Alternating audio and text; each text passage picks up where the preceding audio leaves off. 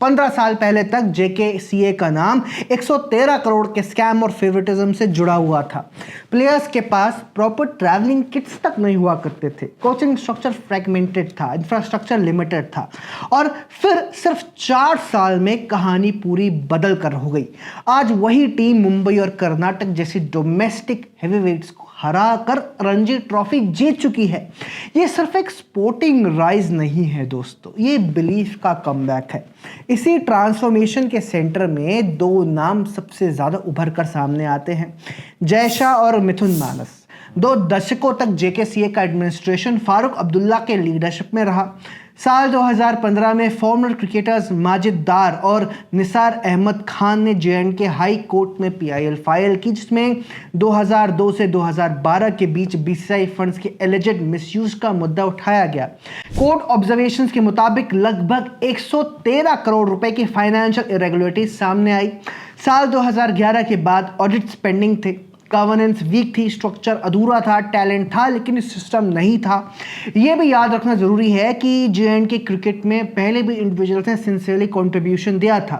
इरफान पठान ने मेंटोर के रूप में यंग प्लेयर्स को एक्सपोजर और सेल्फ बिलीफ दिया। बिशन सिंह बेदी जैसे लेजेंड ने भी अपने दौर में प्लेयर डेवलपमेंट पर फोकस किया था। उन्होंने डिसिप्लिन, प्रोफेशनलिज्म और टेक्निकल ग्राउंडिंग पर जोर दिया था।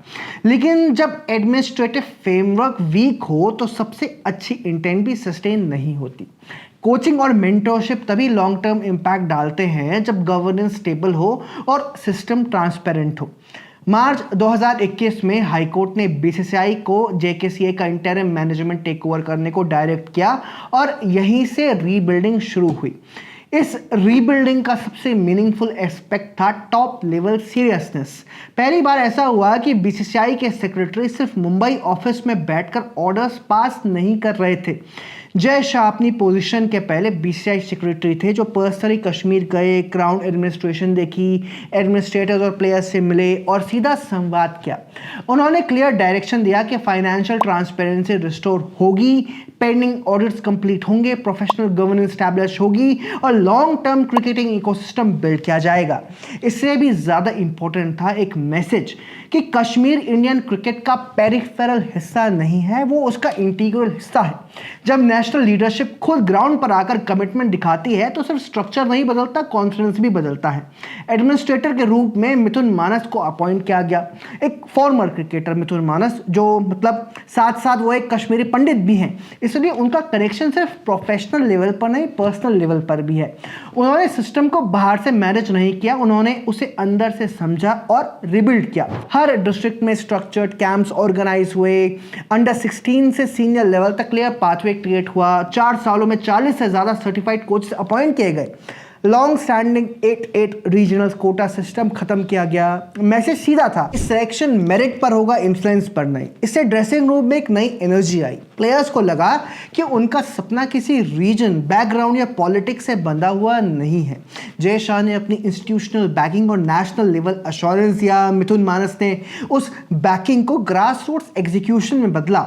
एक ने स्टेबिलिटी दी, दूसरे ने अपॉर्चुनिटी दी। और जब स्टेबिलिटी और अपॉर्चुनिटी मिलती है तब टैलेंट अपने आप ब्लूम करता है।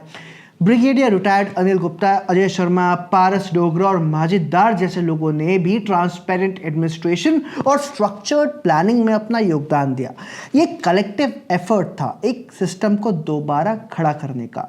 जम्मू एंड कश्मीर की रणजी जर्नी सिर्फ स्कोरबोर्ड की कहानी नहीं है दोस्तों, ये एक रिमाइंडर है कि जब इंस्टीट्यूशंस ट्रांसपेरेंट होते हैं, लीडरशिप विजिबल होती है और इंटेंट साफ होता है तो डिस्टेंस कम हो जाता है। क्रिकेट यहाँ सिर्फ स्पोर्ट नहीं बना, वो एक ब्रिज बना।